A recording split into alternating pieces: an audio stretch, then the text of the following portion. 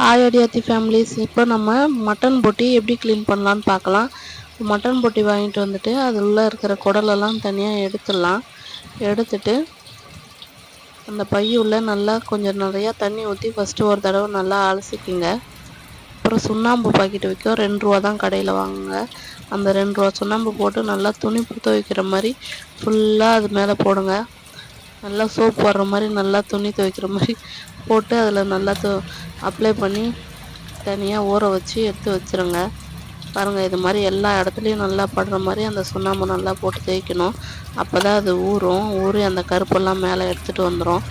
கொஞ்சம் ஒரு 10 நிமிஷத்துலேயே வந்துடும். பாருங்கள், இது மாதிரி எடுத்து வச்சிடணும். ஃபுல்லாக நல்லா பண்ணுற மாதிரி துவைக்கிற மாதிரி நல்லா எல்லா இடத்துலையும் அப்ளை ஆகிடும். இந்த மாதிரி பண்ணிங்கன்னா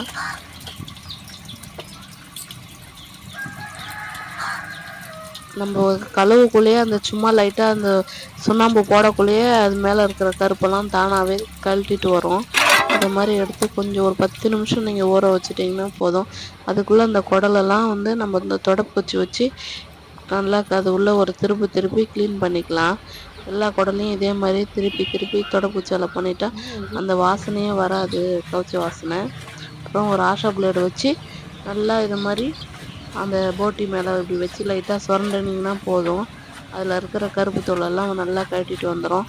இந்த கருப்பு தோலோடு செஞ்சால் தான் அந்த கவுச்ச வாசனை, அந்த ஆட்டு போட்டி வாசனை, ஒரு மாதிரி போட்டி வாசனை வருதுன்னு சொல்லுவாங்க. அதெல்லாம் வராது. இந்த மாதிரி பண்ணால் வராது.